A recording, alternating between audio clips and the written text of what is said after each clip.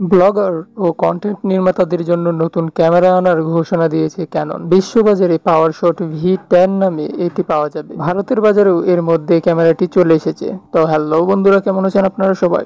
আকোndo 360 চ্যানেলে আপনাদের সবাইকে স্বাগতম। যেসব জায়গায় স্মার্টফোন ব্যবহার করা যায় না বা ডিজিটাল ক্যামেরা বহন করা কষ্টকর, সেখানে এটি ভালো সহায়তা করবে।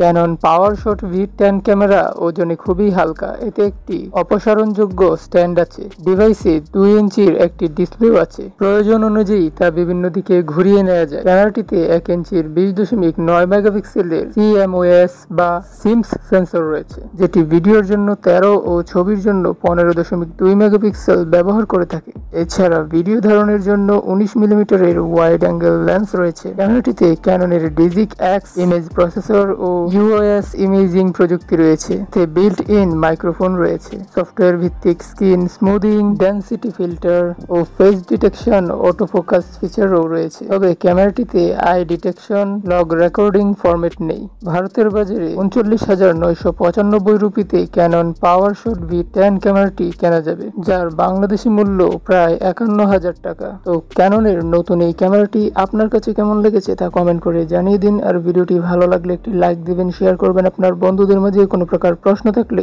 তাও কমেন্ট করে জানাতে পারেন। দেখা হবে পরবর্তী ভিডিওতে। ধন্যবাদ।